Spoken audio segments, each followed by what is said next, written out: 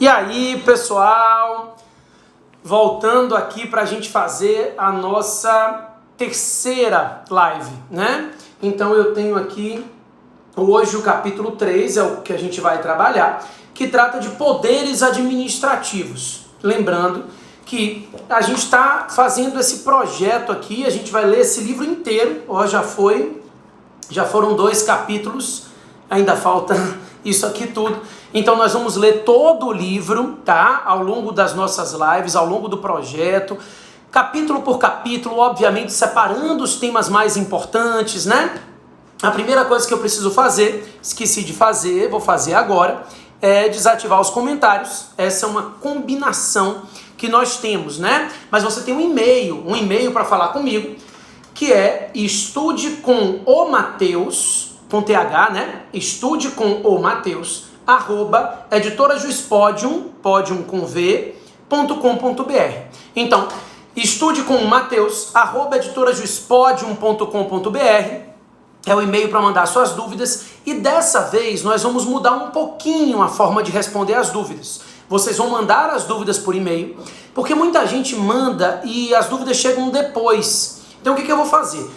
Eu vou abrir a próxima live tirando as dúvidas dessa live. Então, você deve mandar suas dúvidas agora, durante a live, e aí, no início da nossa próxima live, que vai acontecer na próxima quarta-feira às 19 horas, né? Toda quarta-feira às 19 horas. Então, no início da próxima live, que a gente vai tratar sobre organização administrativa, que é o capítulo 4, antes da gente entrar no capítulo 4 e no tema de organização administrativa, eu vou responder as dúvidas que tiverem chegado a mim por e-mail, tá? Então, nossa combinação é essa.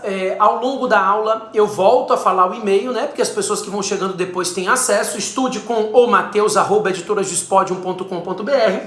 E eu lembro que, como sempre, ao final da live eu vou disparar um cupom Mateus 2020, Mateus com TH 2020, e esse cupom vai ficar válido durante 1 hora e 20 minutos. Então, das 19h40, que é a hora que a gente termina a live, até às 21 horas, a gente vai ter esse cupom de desconto para o livro, válido somente até às 21 horas, Mateus 2020, eu vou colocar no meu Instagram, tá bom? Mas vamos lá que a gente tem bastante coisa para fazer. Então já chegou aí muita gente, depois vai chegando mais e a gente vai pegando no ritmo que a gente for.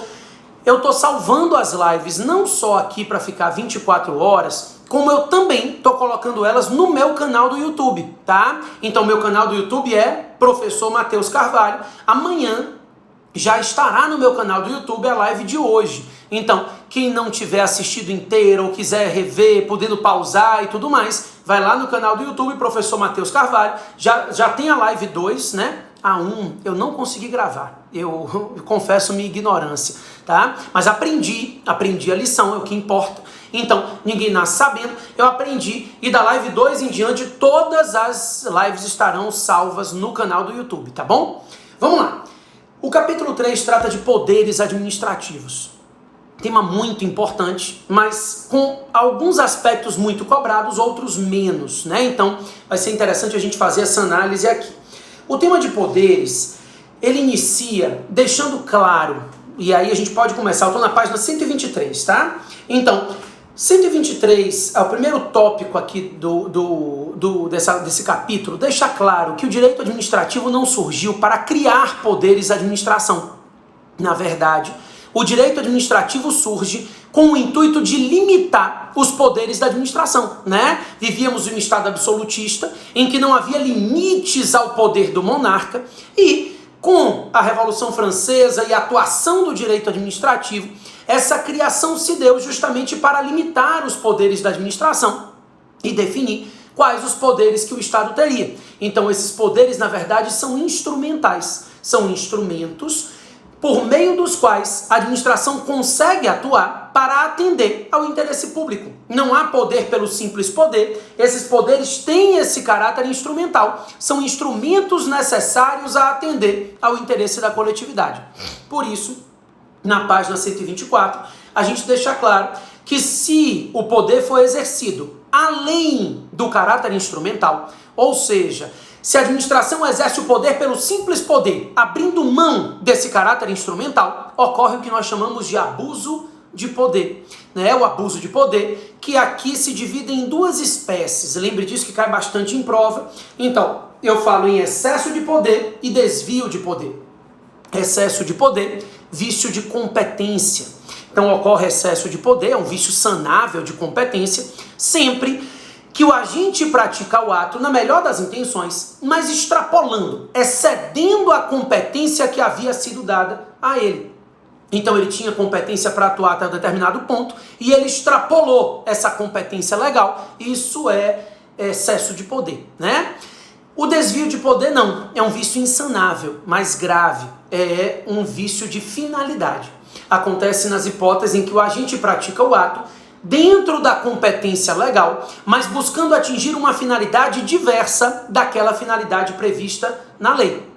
Então, excesso de poder, vício de competência, desvio de poder, vício de finalidade, são espécies do gênero abuso de poder, né? Beleza. Daí, a gente pula para a página 125, que trata de discricionariedade e vinculação. Mais especificamente, a página 126 vai falar do poder vinculado e a 126 e a 27 do poder discricionário. Pessoal, o poder vinculado, regulamentado na página 126, né, no tópico 2.1, é aquele poder que a administração tem de atuar dentro dos limites da lei. Aliás, sempre a administração atua nos limites da lei. Mas a diferença é de que nesses casos em que a gente estiver tratando do poder vinculado, o que nós temos é uma lei que regulamenta a prática do ato, estabelecendo objetivamente todos os critérios para a prática desse ato. Isso é um ato vinculado, né? Então, a lei não confere ao agente público nenhuma margem de escolha. Ela diz, por exemplo, que o sujeito que faltar mais de 30 dias consecutivos ao serviço será demitido. Então, se ele se ausentar mais de 30 dias consecutivos, demissão. A demissão, ela vai se basear em um critério objetivo. Se ele faltar 30 dias, ele não pode ser demitido. E se ele faltar 31, ele não pode deixar de ser demitido. Porque a lei estabelece um critério objetivo de atuação, né? Então, isso é uma atuação vinculada. O agente público não tem margem de escolha. Ele se torna mero aplicador da lei, já que a lei define critérios objetivos de atuação. Na atuação discricionária, aí muda bastante. Por quê? A lei também prevê a prática do ato. Discricionariedade não é arbitrariedade, né? Então, nessa atuação discricionária, a lei prevê a prática do ato, mas a própria lei, ela confere ao agente público uma margem de escolha dentro dos limites da lei. Então, dentro da página 127, a gente vai falar disso, explicar que a lei pode conceder uma margem de escolha por meio de opções, né? Então, para vender esse bem, você pode fazer concorrência ou leilão. Isso é discricionariedade. E também, essa margem de escolha pode vir por meio de conceitos jurídicos indeterminados. Então, para garantir a paz pública, a moralidade pública, esses conceitos indeterminados também são considerados por nós atuação discricionária da administração pública, certo? Beleza. Aí, na página seguinte, que é a 128, a gente vai falar do controle judicial dos atos discricionários. Aqui, o mais importante é a gente entender que o judiciário, ele tem poder e legitimidade para controlar todo ato administrativo, seja ato vinculado, seja ato discricionário. A diferença é que o poder judiciário só pode controlar esses atos no que diz respeito aos aspectos de legalidade, nunca no que diz respeito ao mérito. Então, como o ato discricionário, ele também decorre da lei, porque a gente já falou isso, né? Discricionariedade não é arbitrariedade. Então, se a pretexto de exercer uma margem de escolha, o administrador extrapola os limites da lei, o judiciário pode determinar a anulação desse ato. O que não pode é o judiciário substituir a oportunidade e conveniência do administrador pela oportunidade e conveniência dele, juiz. Então, se alguma prova lhe perguntar se existe controle judicial de atos discricionários, existe. O judiciário controla os atos discricionários para verificar se eles estão dentro dos limites da lei, inclusive respeitando os princípios constitucionais como razoabilidade e tudo mais. Agora, o que não existe é o controle de mérito dos atos discricionários pelo judiciário. Porque aí a gente teria uma violação à separação de poderes se o Poder Judiciário, ao invés de fazer somente o controle de legalidade, pudesse analisar aspectos de oportunidade e conveniência que dizem respeito à função administrativa e não à função jurisdicional, né? Isso está na página 128. Daí a gente vai entrar em cada um dos poderes. A 129, ela trata, para a gente iniciar, do poder regulamentar. Então, quando a gente fala de poder normativo ou poder regulamentar, estou na página 129, e eu prefiro a expressão poder normativo, isso vai ficar explicado aqui nessa página, porque o poder normativo, só para a gente deixar isso claro, é o poder que a administração tem para a edição de normas gerais e abstratas dentro dos limites da lei. Poder normativo não é poder legislativo, tá? A ideia é de que o poder normativo é o poder que a administração tem para a edição de normas gerais e abstratas dentro dos limites da lei. Isso é poder normativo. Então, por exemplo, a lei diz não pode traficar entorpecente. Aí vem um ato normativo e diz, olha, entorpecente, para fins de lei, é isso. Ou seja, a atuação normativa é inferior à lei. Ela estabelece normas gerais a serem seguidas, mas normas gerais a serem seguidas dentro dos limites da lei. Isso é o poder normativo da administração. Por que eu diferenciei o poder normativo do poder regulamentar? Porque os atos normativos são muitos. Então nós temos resoluções, deliberações, instruções normativas, né, INs. Quando a gente for tratar de atos, a gente vai ver cada uma dessas espécies. Mas um dos atos mais famosos de atuação normativa estatal são os regulamentos.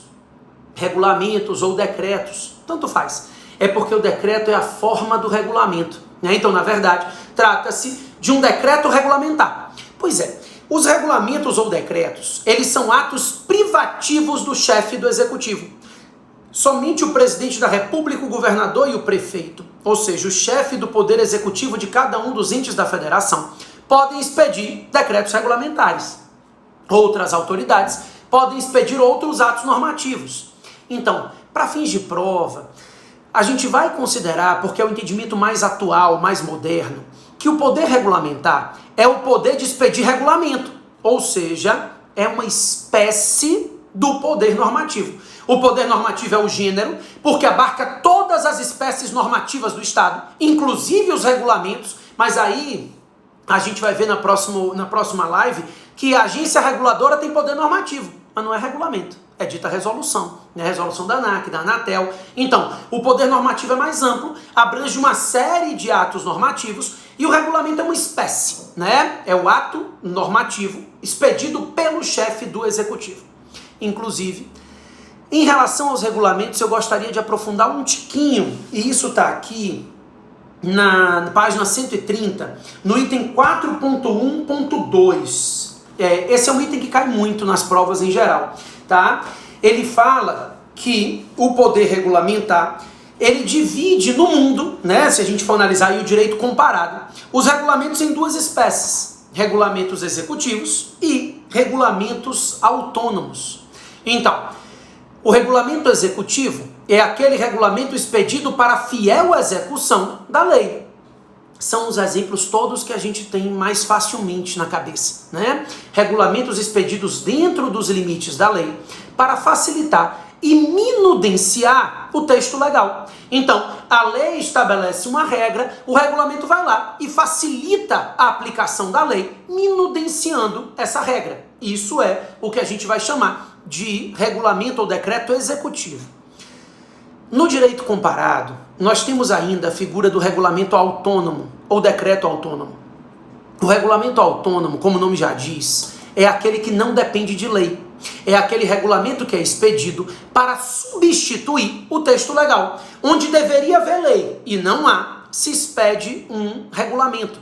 Esse é o chamado regulamento autônomo. É um regulamento que vai substituir o texto da lei. Claro que a gente aprende que no Brasil ninguém é obrigado a fazer ou deixar de fazer nada senão em virtude de lei. Então, a princípio, não seria possível no direito brasileiro um regulamento expedido para substituir o texto legal, né? Mas aí eu remeto vocês à página 131, que traz para a gente a exceção constitucional. Para a doutrina majoritária, o artigo 84, inciso 6 da Constituição, me acompanha aí, ele traz duas espécies de regulamentos que a doutrina majoritária considera regulamentos autônomos. Ele diz que o presidente da República pode fazer a extinção de cargo público, quando se tratar de um cargo vago. A extinção de cargo público é matéria de lei, porque o cargo é criado por lei. Se é criado por lei, deve ser extinto por lei. Então, ainda que o cargo esteja vago, a extinção desse cargo por decreto reflete um decreto que está substituindo a lei. Então, é um regulamento que estaria substituindo o texto legal. E também o presidente pode tratar da matéria de organização administrativa, desde que não gere despesa, desde que não crie nem extinga órgãos públicos, né? E aí também seria um regulamento autônomo, porque também se trata de matéria de lei. O artigo 84, inciso 6 da Constituição, alíneas A e B, seriam as duas únicas espécies de regulamentos autônomos admitidas no Brasil, porque são admitidas expressamente pelo texto constitucional, tá? Então, cuidado aí com essa página 131. O entendimento não é pacífico, mas a gente tem inclusive decisão do STJ, que eu coloquei aqui, nessa página 131, reconhecendo a qualidade de regulamento autônomo desses decretos aqui, tá? Se você olhar, você vai ver aqui, nessa página 131, tem uma questão discursiva de uma prova de juiz de direito do Amazonas, que perguntava justamente se os cargos públicos podem ser extintos sem lei, se é possível qual o requisito para extinção, que questionava acerca desses regulamentos autônomos, era o que ele esperava de você. Então esse tema tem sido cobrado. Daí eu vou entrar no poder hierárquico, que é a página 132, o item 4.2. Pessoal, deixa só eu aproveitar para relembrar alguns detalhes. Estude com o Mateus, com TH, @editorajuspodium.com.br é o e-mail que vocês vão mandar as dúvidas. Eu vou responder as dúvidas no início da próxima live, tá? Então, na próxima quarta-feira, às 19 horas, a gente começa a live respondendo as dúvidas da live de hoje. Isso faz com que você se sinta forçado a assistir todas elas.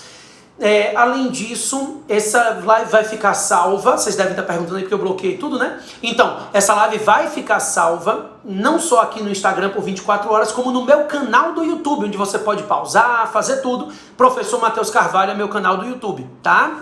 E ao finalzinho da live eu vou disponibilizar um cupom de desconto valendo só 1 hora, Mateus 2020, Mateus com TH, para você adquirir esse manual com desconto se você não tiver ele, tá bom? E vamos lá. Poder hierárquico. Espero que esteja todo mundo aí me acompanhando. Tá todo mundo, obviamente, naquela tensão ainda, né? A gente ainda não sabe o que vai acontecer. Gente, meu cabelo foi cortado pela moça que trabalha lá em casa. Uma confusão, um inferno, com tesoura de cozinha. Tá um inferno isso aqui. Uma miséria. Mas é isso, né? Todo mundo, cada um fazendo sua parte. Respeitando uma quarentena, um isolamento, tentando fazer com que as coisas passem um pouco mais rápido, né? Ou pelo menos que a gente não tenha tantas mortes, que a gente tenha um sistema de saúde que consiga suportar aí essa pandemia. É uma tristeza, mas a gente faz nossa parte, né? Vamos lá. Tinha uma outra moça que trabalhava lá em casa, essa moça, a outra anterior, quebrava os copos todos lá em casa. Aí quando ela quebrava os copos, que a gente foi reclamar, ela disse, não, são os espíritos que tem aqui em casa. E a minha mulher acredita em tudo, né?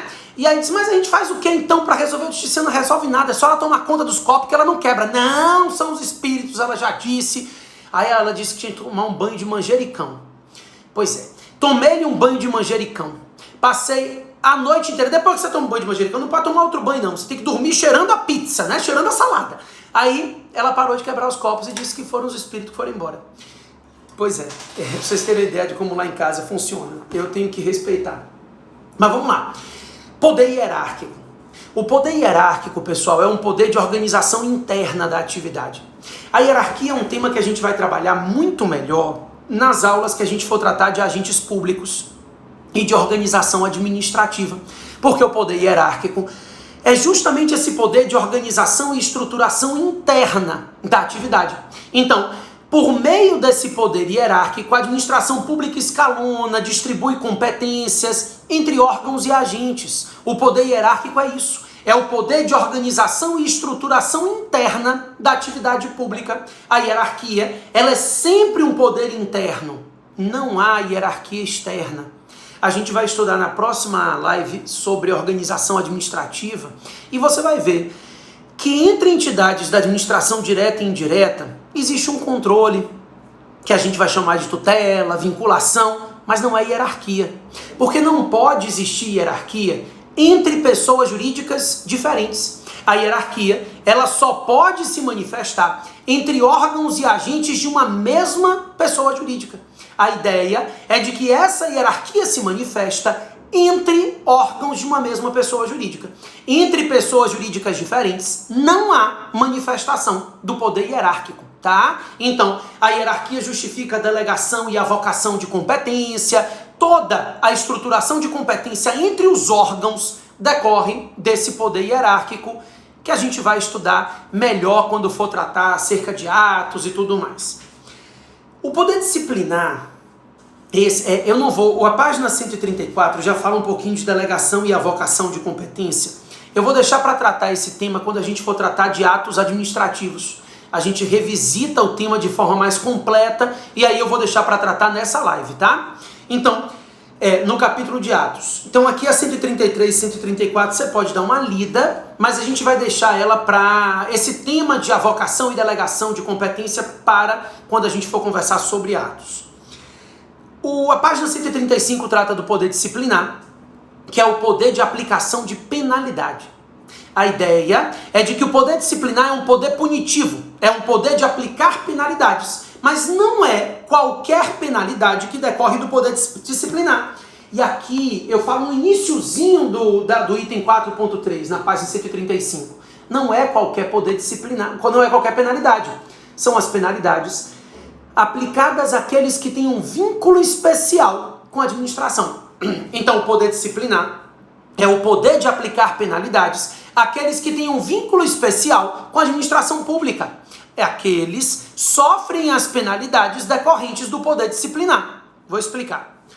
Você estacionou o carro em local proibido, tomou uma multa. Multa é penalidade? Claro, né? Não é doce, é penalidade. É poder disciplinar? Não.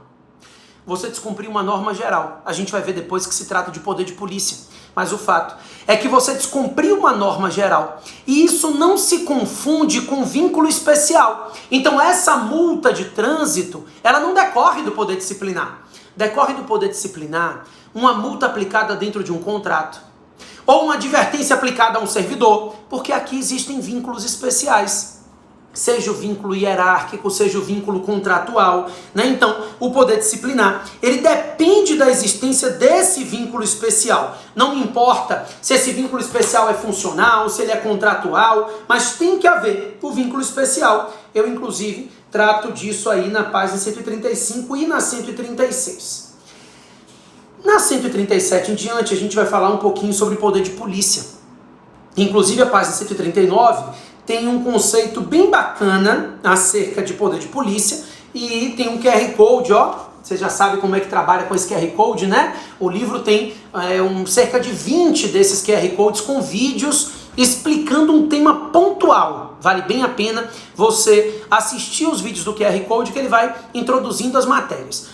Mas vamos lá, rapidamente, na página 137 e 138 a gente vai ter um conceito geral do poder de polícia que está regulamentado no artigo 78 do CTN, né? É o poder que a administração tem de aplicar, de restringir o exercício de liberdades individuais e de restringir o uso da propriedade privada para atender ao interesse público. Isso é o poder de polícia. É um poder dado à administração de restringir e condicionar o exercício de liberdades e o uso da propriedade, sempre para atender ao interesse da coletividade. Então isso é o que a gente vai chamar de polícia administrativa. É o Estado restringindo e condicionando liberdades individuais e o uso da propriedade para atender ao interesse público, né? Então, você quer construir, a casa é sua, o dinheiro é seu, mas você precisa de uma licença. Porque o Estado vai verificar se a sua construção não causa prejuízos à vizinhança, não desrespeita as regras do plano diretor. Então, nenhuma liberdade ou sequer o uso da propriedade é ilimitado. E o poder de polícia visa justamente a condicionar e estabelecer restrições ao exercício dessas liberdades e ao uso dessa propriedade, para que esse interesse individual seja exercido em respeito ao interesse público, tá? Daí, a página 139 faz uma diferenciação entre polícia judiciária e polícia administrativa.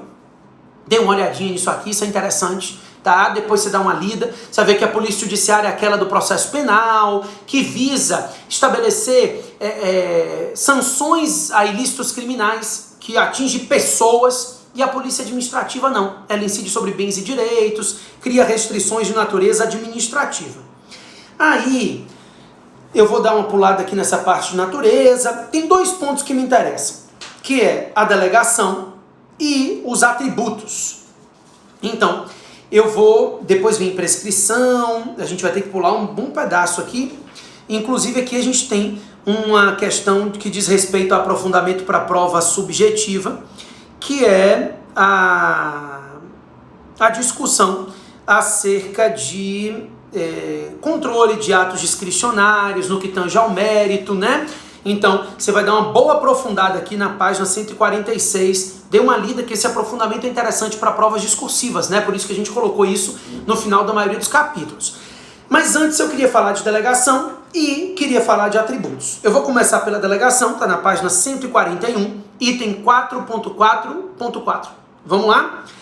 A página 141, ela começa contando a história da decisão do STF que estabeleceu que não se admite a delegação do poder de polícia a pessoas de direito privado. Foi uma ADI, a ADI 1717, e nessa ADI o STF disse que os conselhos profissionais não poderiam ser particulares. É porque a Lei 9649, no artigo 58, dizia que os conselhos de profissão seriam entidades privadas, que prestariam serviço público por delegação. Foi quando o STF disse, olha, vocês estão enganados. Conselho profissional não exerce serviço público. Pelo menos majoritariamente a atividade é a atividade de polícia. O conselho profissional, ele atua limitando e condicionando o exercício da sua liberdade profissional para atender ao interesse público, né? Então, você passa 6 anos numa faculdade de medicina e para exercer a função de médico tem que ter uma licença do CRM. E ele pode cassar sua licença, proibir você de clinicar, suspender as atividades profissionais. Isso é atividade de polícia, condicionando uma liberdade individual do particular, que é a liberdade profissional, para atender ao interesse público, né? Daí, com exceção da OAB, a OAB hoje é considerada uma entidade privada, os demais conselhos profissionais ganham natureza jurídica de autarquia. Essa Lei 1717 diz isso. Tem que ser autarquia, porque a autarquia é pessoa de direito público e não se admite a delegação do poder de polícia a pessoas de direito privado. Isso depois foi contemporizado pela doutrina mais moderna, que fala dos chamados ciclos de polícia, que está até aqui na página 142, é o item 4.4.4.1, que diz que o poder de polícia normalmente passa por 4 ciclos. A ordem de polícia, que é aquela norma, não estacione, não faça isso. O consentimento de polícia, licença, autorização, a fiscalização de polícia e a sanção de polícia. E aí, a doutrina moderna diz que os atos de consentimento e os atos de fiscalização podem ser delegados, tá? Esses podem, os demais não. Quanto aos atributos, existem alguns, né? Discricionariedade e tudo mais. 3 eu queria que vocês anotassem aqui, está na página 144 do livro. Então, primeiro, a página fala do atributo da imperatividade, que é o poder que a administração tem de impor obrigações ao particular, independentemente da concordância desse particular. Então, quando a administração diz não estacione, isso não é um acordo, é uma imposição unilateral. Isso decorre do atributo da imperatividade. Se você estacionar, multa. A multa é o Estado se valendo de meios indiretos de coerção. E aí a gente fala do atributo da coercibilidade. Tá? A coercibilidade está cá embaixo, na página 144. É quando o Estado se vale de meios indiretos de coerção. Ele aplica uma multa para que você se sinta coagido a não estacionar o carro ali, né, ou atirar. Então é o Estado se valendo de meios indiretos. Agora, Em determinadas situações, o Estado precisa executar o ato diretamente. Então, ao invés de uma multa, ele vai rebocar o seu carro. Se você estiver estacionado enviesado na avenida principal da cidade, um engarrafamento de 1000 quilômetros, então ele vai lá e reboca o seu carro. Quando ele reboca o seu carro, ele não está mais se valendo de meios indiretos, ele agora está se valendo de meios diretos de execução do ato. Isso é o que a gente chama de executoriedade ou de autoexecutoriedade da atividade de polícia, tá? Então, essa autoexecutoriedade, ela ocorre nessas situações em que o Estado se vale de meios indiretos de coerção, certo? Ou, desculpa, diretos de execução. E aí, nessa autoexecutoriedade, ou ela está embasada em lei, ou ela decorre de uma situação de urgência. A página 145 trata do prazo prescricional, dê uma olhadinha, tem algumas peculiaridades, é uma lei, a 9873, tá? Que eu cito aqui. E a página 146 vai tratar, a partir dela, do aprofundamento da questão do controle judicial de atos discricionários, que é um tema muito importante para vocês que estão se preparando nessa análise de concurso, tá? Pessoal, nossa live vai finalizando. Antes de vocês saírem, lembro que eu vou disponibilizar, lembro 3 coisas. Primeiro, na próxima aula, quarta-feira, às 19 horas, o capítulo 4, organização administrativa é o capítulo 4, é o tema da próxima aula. Estuda o capítulo 4 para que a gente possa, na próxima live, trabalhar ele passo a passo. Segundo, se você não tem o livro e tem interesse, eu vou disponibilizar agora, daqui a pouquinho, até as 9 horas da noite, um cupom de desconto Mateus 2020, né? Mateus com TH 2020. Terceiro, se você não conseguiu assistir a live, ela vai ficar salva aqui e eu vou colocar também na minha página do Facebook, Professor Mateus Carvalho, e eu espero vocês por lá. Tem vários outros vídeos lá também, tá bom? Valeu, pessoal, e até a próxima quarta-feira.